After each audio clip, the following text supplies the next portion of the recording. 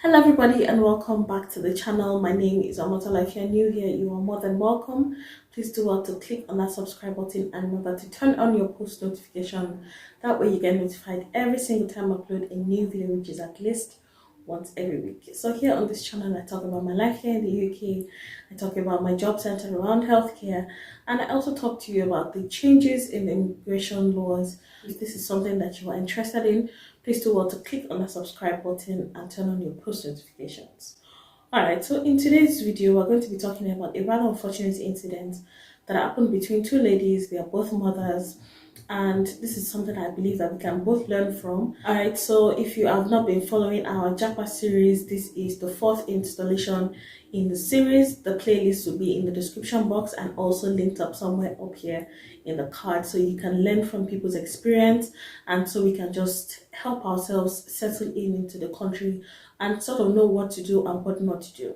There's a ton of lessons to learn from the video today, and one of them to me that stands out would be how we talk or how we communicate or how we share information with people who we feel that we're close to.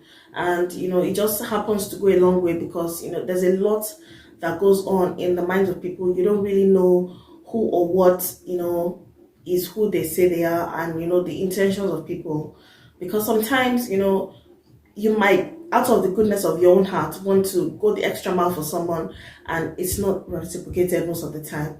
So on this particular occasion, there were two mothers and they had children that attend the same school. So in the mornings they would meet on their way to school, and in the afternoons when they're coming back, they would either come back together or just meet on the road or something like that. So they interfaced a lot.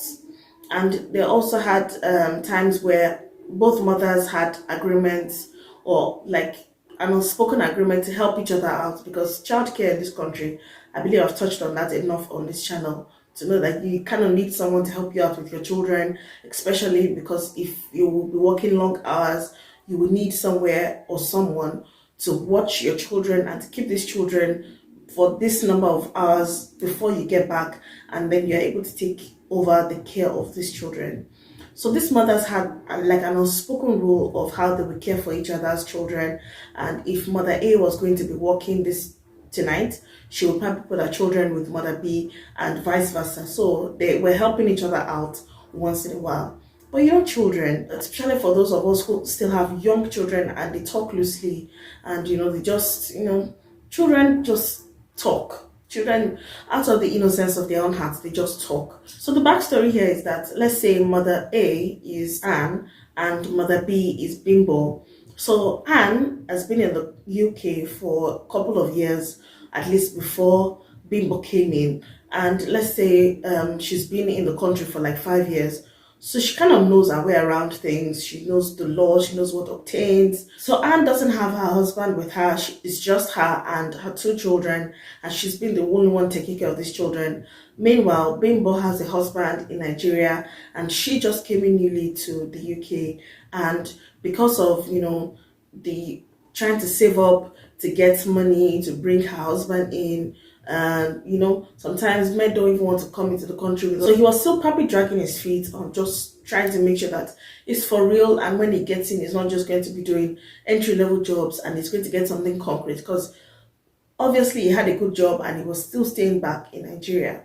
So Bimbo's husband wasn't in the UK yet, so it was just Bimbo and her two children. So Bimbo and Anne had an agreement, and their children attended the same school. They don't stay too far apart, so they kind of interface a lot.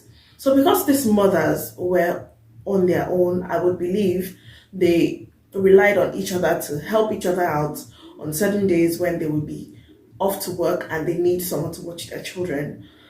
So Anne, like I've said, Anne has experience in the country. She's kind of grounded in the UK and sort of knows how things works. And then her children have been raised a certain way, whereas Bimbo's children were raised in Nigeria and then they came over here. And because children are new to the environment, there's some things that might be enticing to them. There's some things that they might feel like, oh, this is such a privilege, or this is, oh, we don't get to do this now.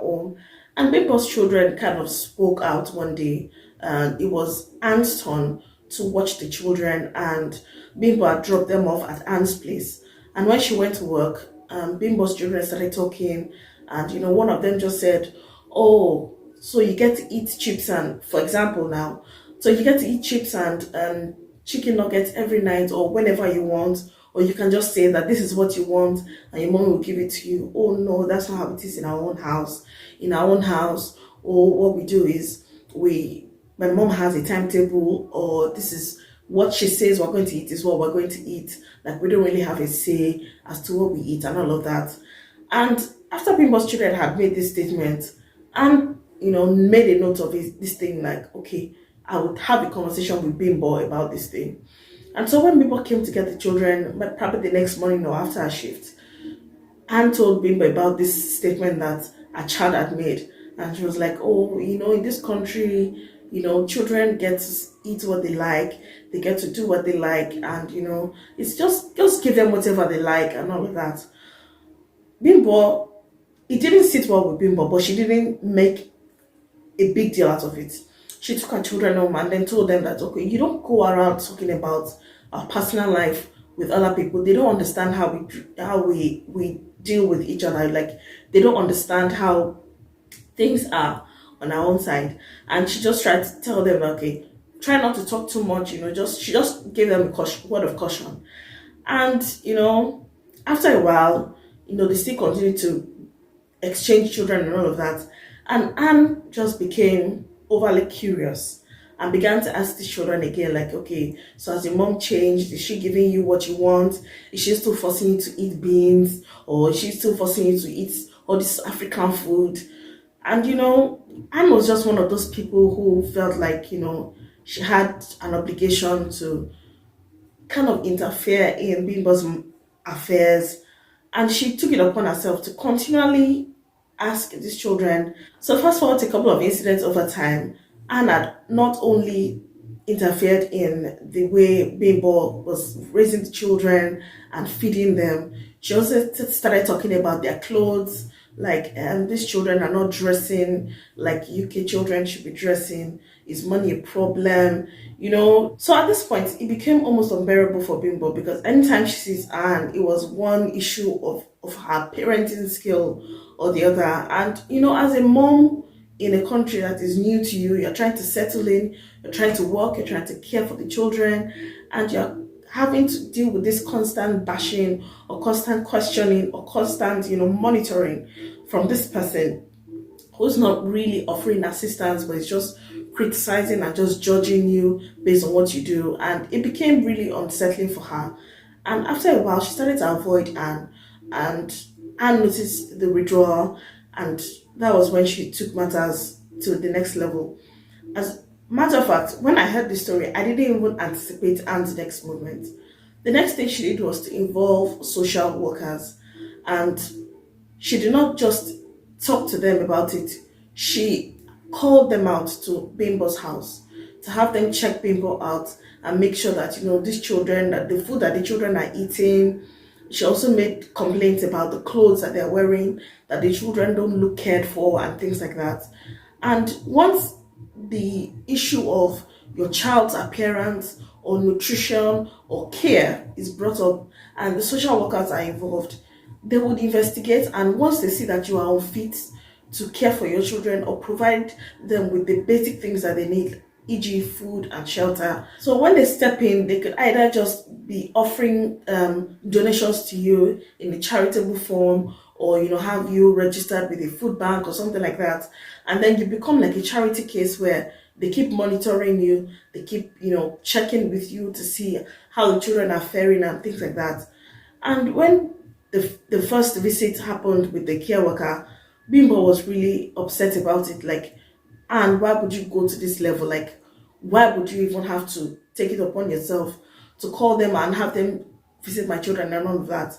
So after a while, Bimbo started to see that this matter was out of hand, and she had to make the decision. She called her husband in Nigeria, they spoke about it, and they agreed that it's better for the children to come back home, like to come back to Nigeria and stay with him, pending the time when they are a lot older and all of that. Meanwhile, at this time, Bimbo's husband was already selling off property and getting ready to come and join them in the UK. And now they are thinking of taking the children back to Nigeria. So this was a really dicey situation because not only was Anne interfering in their matter, it kind of looked like the whole family was going to go into pieces, because how can the husband be planning to come into the country and then the children are looking to go back to Nigeria or stay with grandparents or stay with aunties and uncles, and nobody can really care for your children like you would care for them. So they had to make the tough decision to take these children back home because the social workers were not relenting. As a matter of fact, when they decided to take these children back home, it was over the holidays, so the children had gone on holidays, and afterwards, Anne noticed that she hadn't been seeing the children. So she went to Bimbo's house, like, oh, I haven't seen the children in a while. And Bimbo was like, oh, no, no, no. They went back home. They said they were missing Nigeria. And, she just cooked up a story just to get Anne off her back. And then she had to leave that area as well because, Anne knows them, and the social worker also knows them.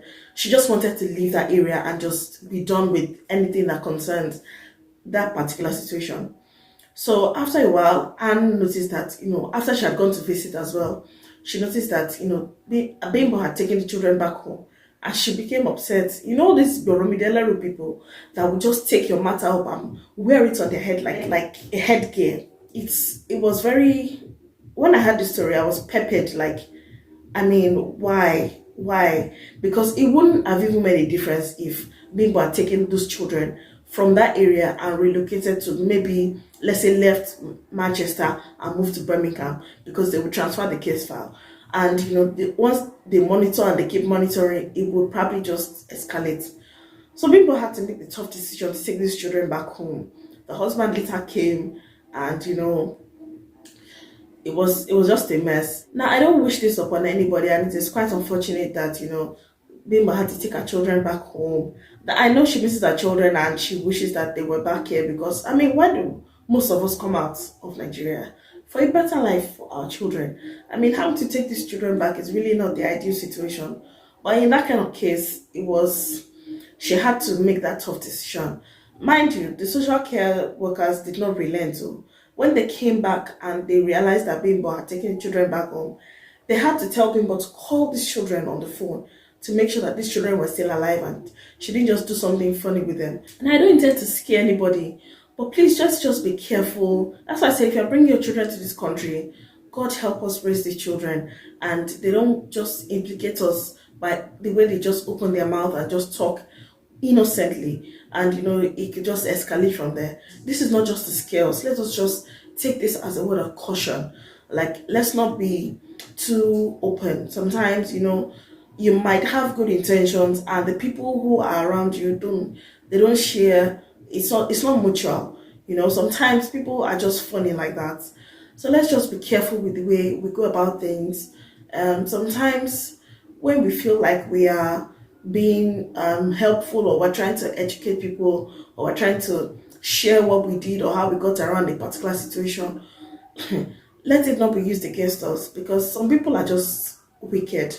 Like, I believe that these are also dangerous times where the heart of people is desperately wicked. You can't just guess or anticipate what this person will do, or the length at which people will go, just to see you fall, or just to see that, you don't rise above them. Let's just be careful. Let's try to watch the company that we keep as well, and let's be sensitive, to the kind of environment that we are in. God will help us all. If you found anything of value in this video, please do well to give the huge thumbs up. It does a lot to help my analytics and also get other people to see this video.